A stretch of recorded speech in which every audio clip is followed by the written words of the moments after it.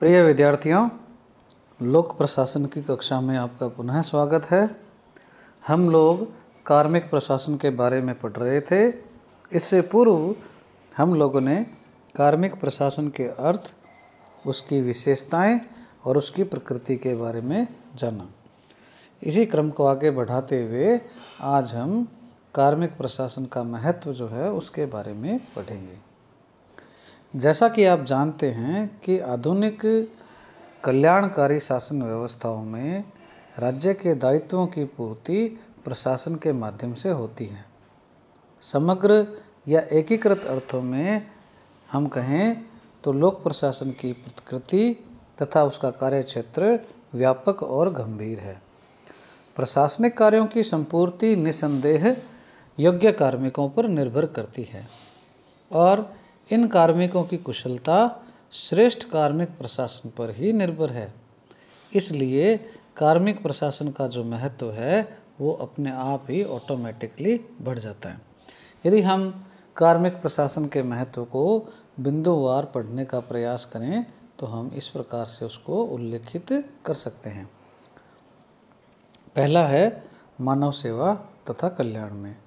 विज्ञान तथा तकनीकी विकास के पश्चात अनेक प्रकार की सुख सुविधाएं एवं उपकरणों का आविष्कार भले ही हुआ हो, किंतु मानव सेवा का कार्य मुख्यतः कुशल श्रमिकों द्वारा ही संपन्न हो सकता है। विद्यालयों में नैतिक शिक्षा, चिकित्सालयों में भर्ती रोगों को ढांढस तथा असहाय लोगों के पुनर्वास का कार्य संवेदनशील कार्मिक ही कर सकता है और इन कार्मिकों का नियंत्रण व निर्देशन कार्मिक प्रशासन करता है। अतः हम कह सकते हैं कि मानव सेवा तथा कल्याण में कार्मिक प्रशासन की महत्वपूर्ण भूमिका है। अगला है संगठन के लक्ष्यों की प्राप्ति और प्रतिष्ठा। वर्तमान वैज्ञानिक युग में वैज्ञानिक पद्धतियों पर आधारित व्यवस्थाएं चल रही है। संगठन के लक्ष्यों की प्राप्ति और प्रतिष्ठा में अभिवृद्धि के लिए यह जरूरी हो गया है कि संगठन में योग्य कर्मचारियों की भर्ती की जाए और उन्हें संगठन में बनाए रखने के लिए संतुष्टि और अभिप्रेरणा भी दी जाए। यह कार्य एक सुविचारित तथा संगठित कार्मिक प्रशासन के बिना संभव नहीं है। इसीलिए कार्मिक प्रशासन का महत्व संगठन के लक्ष्यों की प्राप्ति और प्रतिष्ठा में भी है। अगला महत्व जो है वो है इसके मानव संसाधन विकास के संदर्भ में। इसमें हम बता सकते हैं कि मैनेजमेंट की नई विचारधाराओं में यह स्वीकार किया जा चुका है कि मशीन, कच्ची सामग्री, तकनीक तथा वित्त आदि संसाधन जरूरी तो है, किंतु मानव श्रम शक्ति के समक्ष इनका स्थान क्या है? गौण है। इसीलिए मानव संसाधन विकास को सर्वाधिक प्राथमिकता देनी आवश्यक है, क्योंकि इस संसाधन में असीमित संभावनाएं छुपी हुई है जो संपूर्ण मानव सभ्यता की काया पलट सकती है। इसी तथ्य को स्वीकार करते हुए बहुत से संस्थानों में कार्मिक प्रशासन का नामकरण अब क्या कर दिया गया है? मानव संसाधन विकास, जो स्वयं ही कार्मिक प्रशासन के महत्व को सिद्ध करता है। इस विषय पर बहुत से आयोग व समितियां अपनी रिपोर्ट भी दे चुके हैं। प्रथम प्रशासनिक सुधार आयोग है, उसने भी कार्मिक प्रशासन पर रिपोर्ट दी थी। उसके बाद में द्वितीय प्रशासनिक सुधार आयोग ने भी दी थी।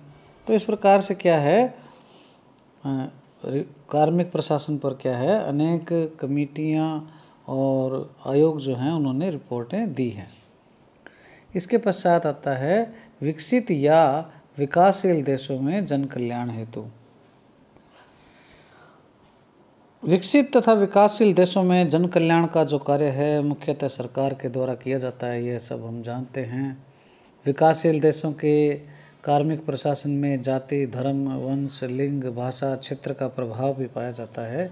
साथ ही उपनिवेशवादी जो प्रवृत्तियां हैं भ्रष्टाचार, अकर्मण्यता, स्वार्थ तथा वरिष्ठता पर आधारित पदोन्नति जो है वो भी क्या है इसमें चलती रहती है। ये सारी समस्याएं व्यापक रूप से सरकार के कार्यों को क्या है प्रभावित करती है। परंतु रोचक तथ्य यह है कि इन समस्याओं की मुक्ति भी क्या है कार्मिक प्रशासन को सुदृढ़ तथा संवेदनशील बनाकर ही पाई जा सकती है। तो इस प्रकार से क्या है जन कल्याण के लिए भी क्या है कार्मिक प्रशासन आवश्यक है। इसके पश्चात सरकारी नीतियों, योजनाओं तथा कानूनों का क्रियान्वयन कार्मिक प्रशासन के माध्यम से ही संभव हो पाता है। जन साधारण से शुल्क तथा कर एकत्रित करना एवं सामाजिक सेवाओं का यथार्थ धरातल पर क्रियान्वयन दोनों भिन्न भिन्न प्रकार के कार्य हैं जो कार्मिक प्रशासन की कुशलता पर क्या है डिपेंड है। आज सरकारी संगठनों में कार्मिकों की विशाल फौज इन्हीं कार्यों को निष्पादित करने के लिए तैनात है। तो क्रियान्वयन का जो कार्य है वो भी कार्मिक प्रशासन का ही है। आजीविका विकास, लोक सेवाओं का कार्मिक प्रशासन निजी तथा स्वायत्त शासी संस्थाओं के लिए प्रेरणा स्रोत का कार्य करता है। विकासशील देशों में सरकार स्वयं एक नियोक्ता है जो बेरोजगारी को दूर करने, मानव क्षमताओं का उपयोग में लेने तथा उनमें वृद्धि करने का कार्य करती है।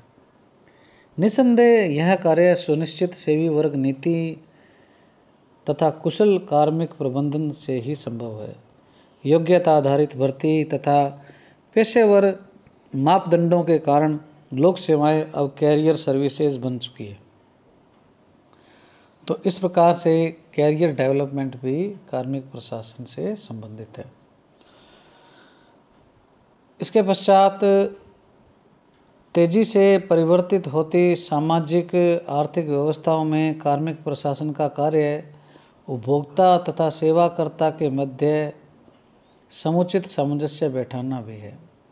कार्मिक नियोजन, नियंत्रण तथा अभिप्रेरणा संवर्धन के द्वारा परिवर्तित होती परिस्थितियों से क्या है सामंजस्य किया जाता है। इसके लिए आवश्यक नियंत्रण, निर्देशन, संचार तथा समन्वय प्रक्रिया को विकसित करना प्राथमिक शर्त है।